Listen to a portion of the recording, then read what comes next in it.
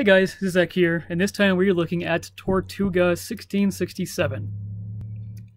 This is a board game made by Facade Games, you can see down there.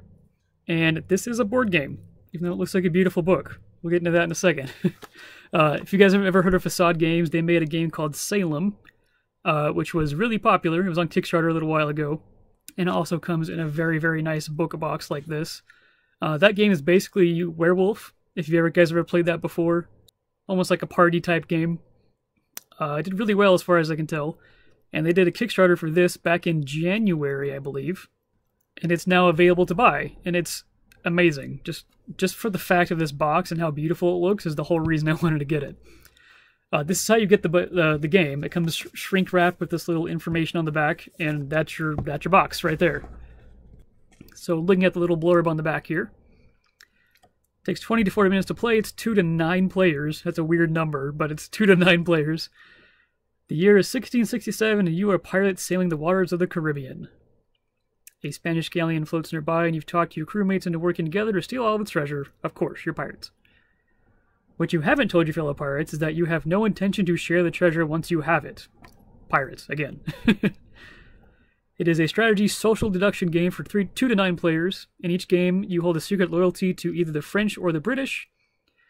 Players would use their vote cards to attack the Spanish for treasure, mutiny against shellfish captains, and brawl against their fellow pirates. Players may also reveal event cards such as the Black Spot or the Letter of the Marquis during the game to help their team or hurt their enemies. When a Spanish Armada card is revealed, the team with the most treasure wins. But be wary, not all pirates claiming to share your loyalty can be trusted. Indeed. I love this little line graph they have here. So it has 2 players all up to 9 players, and it has the skills needed to win as you have more players go into it. So if you just have 2 players, positioning is the most important. But as you had more players, you need some risk calculation, some card management, some persuasion, some deception. If you have 9 players, you need a lot of teamwork to win. And then there's nice little product pictures of all the stuff inside. And it says inside the faux book, get 75 cards, a rubber playing mat. Yeah, you heard that. 9 wooden pods, 8 wood treasures, 1 wood explosion token. I didn't see that in there. 1 cloth bag, 1 rulebook, including biographies. So let's look at this gorgeous thing real quick. So you may have noticed this with me if you've seen my other board game videos, but I am a complete sucker for amazing boxes. There was a Kickstarter, I cannot remember the name of it, a little while ago that was some kind of space exploration game. Didn't really look that amazing to me, but the box had all of these drawers you could pull out for each piece, and I almost wanted to get it just for that box. So presentation in boxes is a huge thing to me, and I love this whole concept of having a board game in a book. I actually have a couple of card games in those books you can buy from Hobby Lobby on my shelf, and that's how I store them, so I love that concept. And it just looks gorgeous. It looks like just a regular book. My girlfriend saw me open this and was like, why did you order an old hardback book from online? And I was like, yeah, about that. The spine doesn't have anything too distracting either. That's why I like it. This could just be a regular book. It has their logo down there. It's part of the Dark Cities, I guess. But it has fake pages, and then we're going to open it up. And look at that. It's got magnets that keep it closed. You got your rulebook inside. We'll set that aside. You have your rubber cloth playmat. There's a little rubber band in there you can use to wrap it up if you want to, but you definitely don't need it. It fits in there snug just fine. We'll look at that in a second too. You got your 75 cards, which I haven't even opened it up yet. You've got all your tokens in a really, really nice cloth bag. A lot nicer than I thought it was going to be. And then that's the inside of the box there. So let's get the big thing out of the way first. Here is the playmat. Really nice. Basically a mouse pad. A little different shape than a mouse pad, but it's basically a mouse pad. But the printing on here is great. It looks beautiful. You got all your spots to play as you play the game. Got your galleon, the Flying Dutchman, Jolly Roger.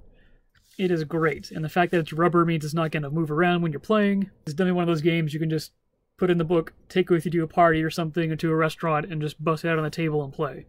And we got our tokens and player pawns here. I haven't actually looked at these yet. Oh, they're little chests. That's adorable. I didn't realize that's what they were. And you have your player pawn pieces, and then there's your wooden explosion piece there. Didn't see that before. So you got all these nice wooden components. And then this really nice cloth bag. I'm still like really impressed with this. So you can just store all these in here.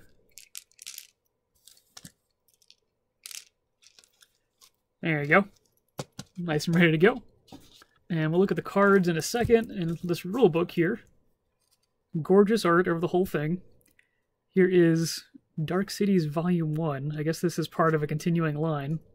This is the same blur that was on the back of the box, basically. So you have the rules here.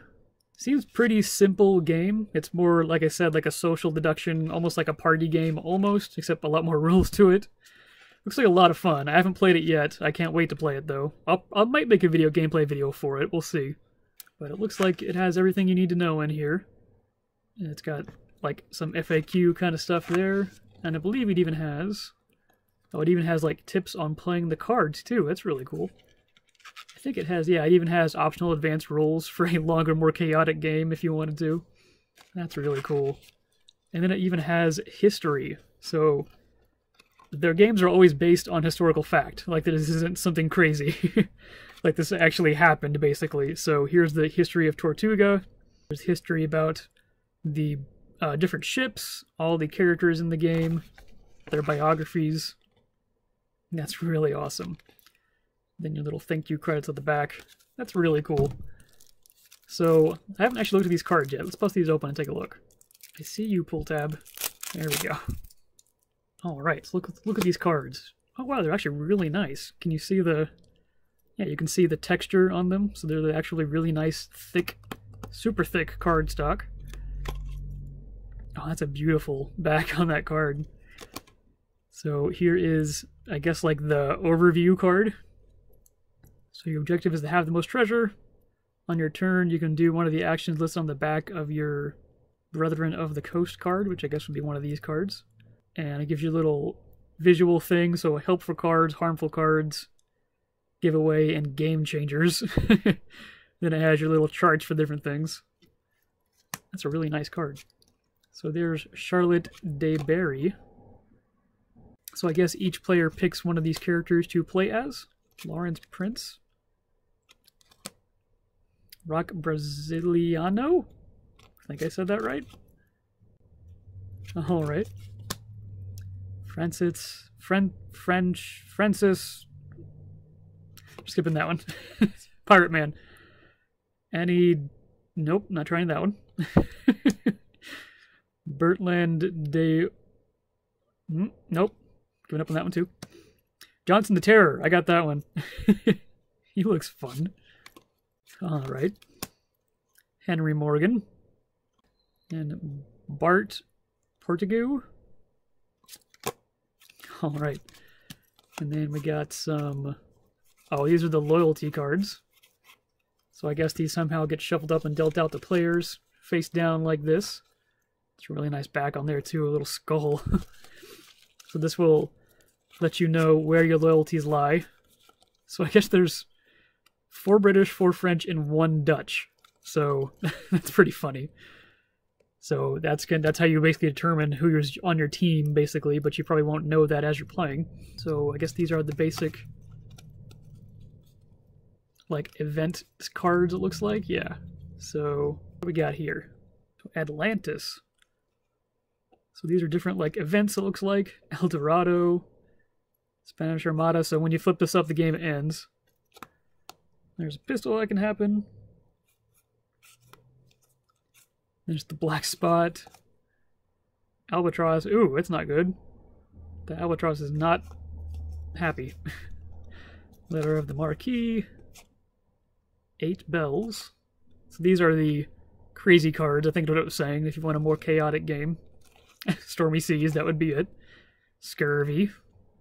Facade. Hey, that's them. The Pirate Code. That's more like a guideline, right? Crow's Nest. Cabin Fever. Alright. And then these are all of the vote cards, it looks like.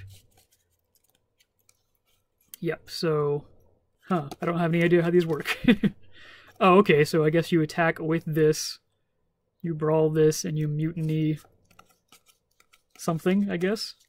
So this is how you vote for things. Alright, but man, these cards are really nice. Okay, let's read through the rules really quick. I just wanted to give an actual brief overview of how the game works, so just look at the components. So, quick rundown. These event cards are going to make a deck shuffled randomly, and they go on these spots here. There's 5 of them. And basically, as you play the game, you'll be revealing these cards one at a time. And you can also do things like peek at cards before you reveal them, and you can also do things like force your opponent to reveal one of 2 that you know about. So you're on one of 2 teams. You're either on the French or the British, depending on which loyalty card you get at the beginning of the game. And if there's an odd number of players, that's where this Dutch one comes in. That's basically the Dutch wins on ties, basically, I think is what I read.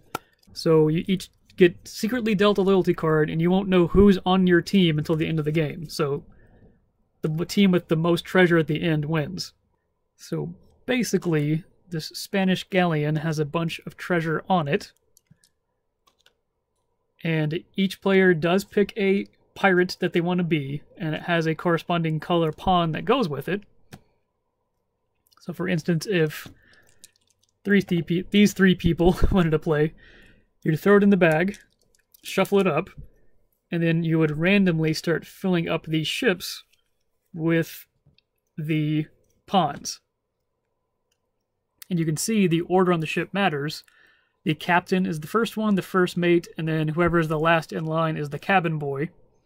And basically the captain gets to make things like, you can say, attack the ship. And then everyone has a certain number of these vote cards.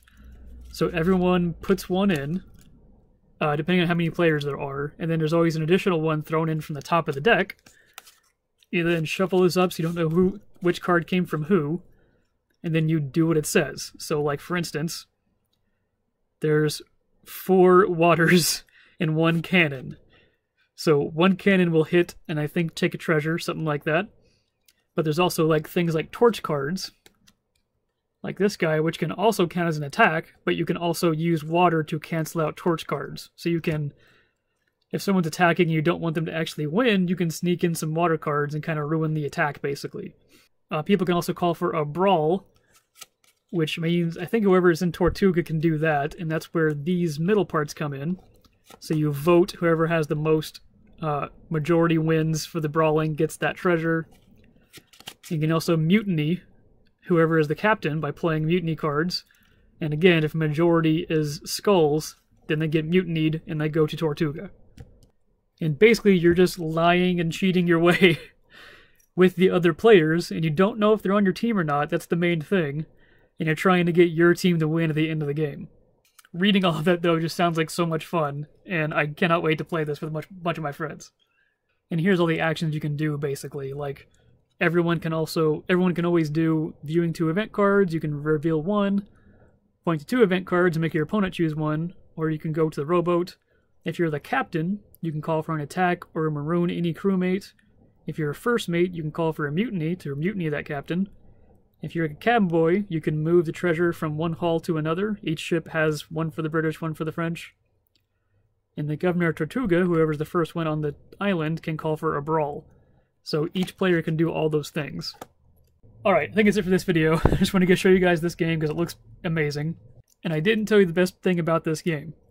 Everything you see here, all these nice wooden components, the rubber playmat with the nice printing, 75 super thick nice cards, and the amazing book, and the really nice little cloth bag, it's $25 to buy this game right now.